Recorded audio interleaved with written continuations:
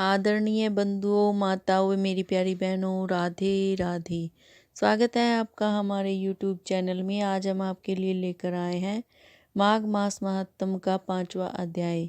तो आइए शुरू करें माघ मास महात्म का 5वां अध्याय। दत्तात्रेय जी कहते हैं कि हे राजन, एक प्राचीन इतिहास कहता हूँ।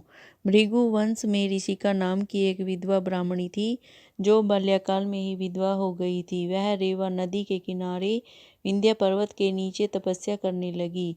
वह जितेंद्रिय, सत्यवक्ता, सुशील, दानशीला तथा तप करके देह को सुखाने वाली थी।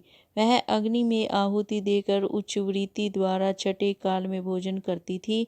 वह वल्कल धारण करती और संतोष में अपना जीवन व्यतीत करती थी। उसने रेवा और कपिल नदी के संगम में 60 वर्ष तक माघ स्नान किया और फिर वहां पर मृत्यु को प्राप्त हो गई। माघ स्नान के फल से वह दिव्य 4000 वर्ष तक विष्णुलोक में वास करके सुंद और उपसुंद दैत्यों का नाश करने के लिए ब्रह्मा द्वारा तिलोत्तमा नाम की अप्सरा ब्रह्मालोक में उत्पन्न हुई। वह अत्यंत रूपवती, गान विद्या में अति प्रवीण और मुकुट कुंडल से शोभायमान थी। उसका रूप, यौवन और सौंदर्य देखकर ब्रह्मा भी चकित हो गए। वह कुमारी तिलोत्तमा रेवा नदी के पवित्र जल में स्नान करके वन में बैठी थी। तब सुंद और उपसुंद के सैनिकों ने चंद्रमा के समान रूपवती को देखकर अपने राजा सुंद और उपसुंद से उसके रूप की शोभा का वर्णन किया और कहने लगे कि कामदेव को लज्जित करने वाली ऐसी परम सुंदर स्त्री हमने कभी नहीं देखी।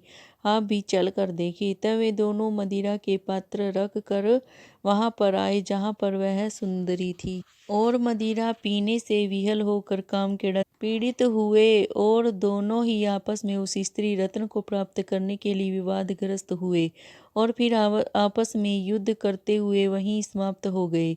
तब उन दोनों को मरा हुआ देखकर उनके सैनिकों ने बड़ा कोलाहल मचाया और तब तिलोत्तमा काल रात्रि के समान उनको पर्वत से गिराती हुई 10 दिशाओं को प्रकाशमान करती हुई आकाश में चली गई और देव कार्य सिद्ध करके ब्रह्मा के सामने आई। तो ब्रह्मा जी ने प्रसन्नता से कहा कि हे चंद्रवदनी, मैंने तुमको सूर्य के रथ पर स्थान दिया। जब तक आकाश में सूर्य स्थित है, नाना प्रकार के भोगों को भोगो। सो हे राजन, वह ब्रह्माणी अब भी सूर्य के रथ पर माघ मास स्नान के उत्तम भोगों को भोग रही है। इसीलिए श्रद्धावान पुरुषों को उत्तम गति पाने के लिए यत्न के साथ माघ मास में विधि पूर्वक स्नान करना चाहिए। तो बंधुओं, ये माघ मास महात्म का 5वां अध्याय समाप्त हुआ। अगर आपको मेरी जानकारी अच्छी लगे तो प्लीज़ मेरे चैनल को सब्सक्राइब करें, लाइक और शेयर ज़रूर करें। आपका बहुत बहुत धन्यवाद। राधे राधे।